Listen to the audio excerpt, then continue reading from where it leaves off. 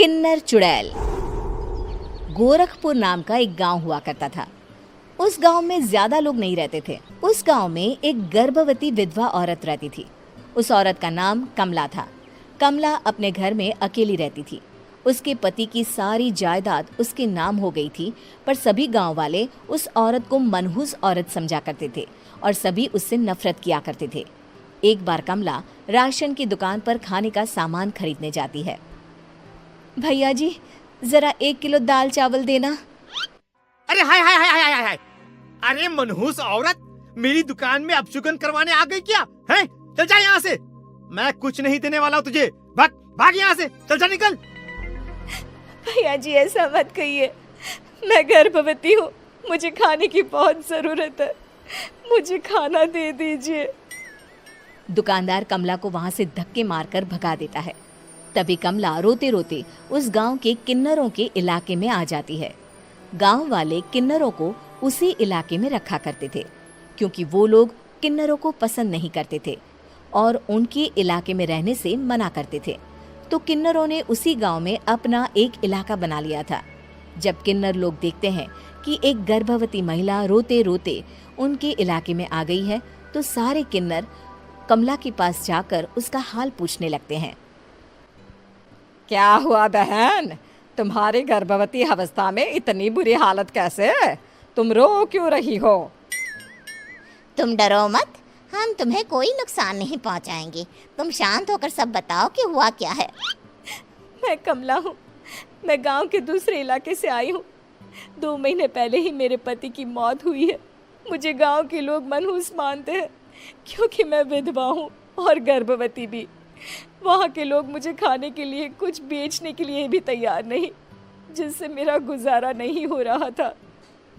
कोई बात नहीं कमला, हम तुम्हारा ख्याल रखेंगे। किन्नर लोग कमला को एक खाली घर में रहने के लिए जगह दे देते हैं और उसकी देखभाल भी करते हैं।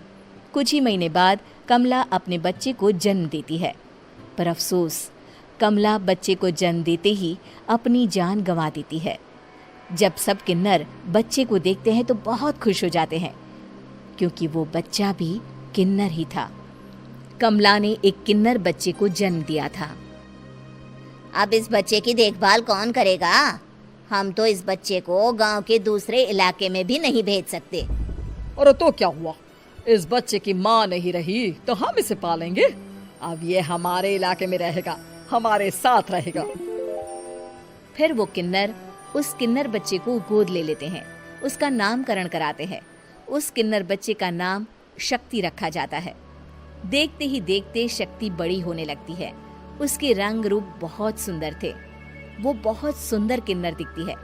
एक दिन शक्ति एक किन्नर से पूछती है, माँ जी सुनिए ना, ये गांव के दूसरे इलाके में भी तो लोग रहते हैं, तो हम वहाँ क्यों नहीं जाते?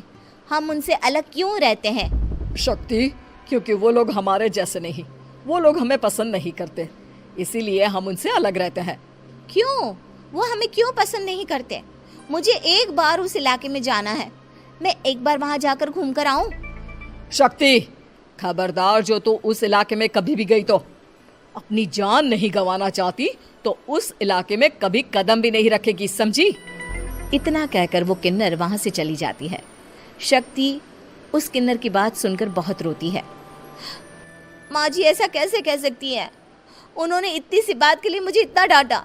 अब तो मैं उस इलाके में जरूर जाऊंगी। फिर एक दिन शक्ति गांव के दूसरे इलाके में चुपके से जाती है। ये लोग तो हमारे जैसे ही इंसान हैं, तो ये हमसे नफरत क्यों करते हैं? जब शक्ति उस इलाके में पहुंचती है तो गांव के सारे आदमी उसके रूप से मोहित हो जाते हैं। वो लोग ये अंदाजा नहीं लगा पाते कि वो किन्नर है। शक्ति की सुंदरता देखकर सारे गांव वाले उसकी तारीफ करने लगते हैं। तभी गांव का चक्कर लगाने गांव के जमींदार का बेटा हर्ष वहां पहुंचता है। हर्ष भी दिखने में बहुत सुंदर होता है। जब हर्ष ने शक्ति को देखा तो वो भी उससे मोहित हो गया, और जब शक्ति की नजर हर्ष पर पड़ी तो वो हर्ष को देखकर मोहित हो गई। आपको पहले कभी इस गांव में देखा नहीं। इस गांव में आप नए हैं क्या? जी नहीं, वो मैं बस। तभी शक्ति बोलते बोलते रुक जाती है और मन में सोचने लगती है, अगर मैंने इनको बता दिया कि मैं दूसरे इलाके से आई हूँ तो वो समझ जाएंगे कि मैं किन्नर हूँ, इसलिए मुझे इनसे झूठ ही बोलना पड़ेगा। शक्ति हर्ष को कहती है, जी हाँ, मैं इस गांव में नई आई हूँ, यहाँ अकेली रहती हूँ। वैसे आप कौन है? आप भी इसी गांव में रहते हैं? जी हाँ, मैं इस गांव के जमींदार का बेटा हूँ। आपको किसी भी चीज की जरूरत पड़े तो आप मुझे बता देना, मुझे अच्छा लगेगा। ऐसे ही शक्ति और हर्ष एक दूसरे से रोज मिलने लगते। वो दोनों अपने प्यार का इजहार करने एक दूसरे से मिलने जाते हैं। तभी शक्ति का पीछा करते करते एक किन्नर वहां आ जाती है। शक्ति, शक्ति, मैं तुमसे बहुत प्यार करता हूँ। मैं तुमसे शादी करना चाहता हूँ। क्या तुम मुझसे शादी करोगी? हाँ हर्ष, मैं तुमसे शादी करूंगी, पर मैं तुमको अपने बारे में एक सच्चाई बताना चाहती हूँ जो मैंने तुमसे छुपा कर रखी है। तभी उनके बीच में ही वो किन्नर आ जाती है। शक्ति, तेरी हिम्मत कैसे हुई ऐसा करने की? वो किन्नर शक्ति को खींचकर गांव के जमींदार के पास ले जाती है। हर्ष भी वहां शक्ति को बचाने के लिए पहुंच जाता है। जमींदार शक्ति और हर्ष के प्यार के बारे में सुनकर गुस्से में आ जाता है और शक्ति को गांव के बाहर निकालने की सजा देता है। शक्ति ये बात सहन नहीं कर पाती और कुएं में कूदकर अपनी जान दे देती है। जमींदार हर्ष की शादी गांव की एक लड़की से करवा देता है, पर हर्ष इस शादी से खुश नहीं होता। शक्ति अपना बदला लेने के लिए मरने के बाद किन्नर चुड़ैल बन जाती है। अब मैं इन गांव वालों को नहीं छोड़ूंगी, अब इनसे मैं अपने प्यार का बदला लूंगी। किन्नर चुड़ैल गांव वालों को परेशान करना शुरू कर देती है। एक बार वो रात को गांव के खेतों में पहुंच जाती है और वहां आग लगा देती है। सारी फसल जल के राख हो जाती है। जब एक आदमी रात को उठकर देखता है कि खेत में आग लग गई है तो वो वहां पहुंच जाता है। वो देखता है कि खेतों के बीचों बीच एक किन्नर चुड़ैल खड़ी है और वहां खड़े होकर ताली बजा रही है। गांव वाला किन्नर चुड़ैल को देखकर बेहोश हो जाता है। जब सुबह उस आदमी को होश आता है तो वो सीधा जमींदार के पास जाता है। अरे जमींदार साहब, अरे वो किन्नर चुड़ैल ने मेरी सारी फसल जला दी।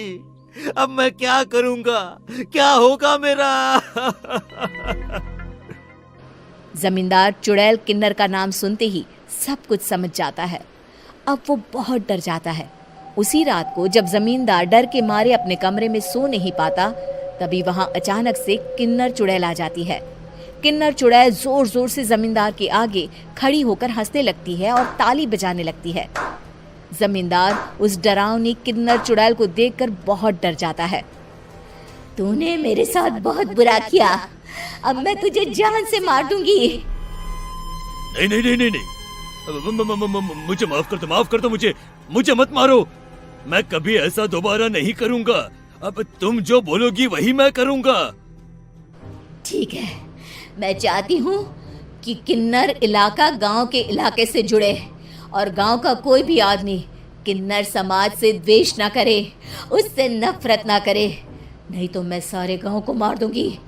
और तुम गांव में एक नया कानून बनाओ कि अगर किसी ने भी किन्नर समाज को हानि पहुंचाने की कोशिश भी करी या इनसे भेदभाव करने की भी कोशिश करी तो उनको कड़ी से कड़ी सजा मिलेगी। हाँ हाँ हाँ हाँ, मैं ऐसा ही करूंगा। तुम जो बोलोगी वो मैं करूंगा, पर मुझे जाने दो प्लीज। तब वो किन्नर चुड़ैल वहां से चली जाती है। गांव का जमींदार किन्नर चुड़ैल का कहा मानते हुए दोनों इलाकों को एक कर देता है और नया कानून भी लागू कर देता है। तब से वहां किन्नर समाज और बाकी गांव वाले शांतिपूर्वक रहने लगते हैं।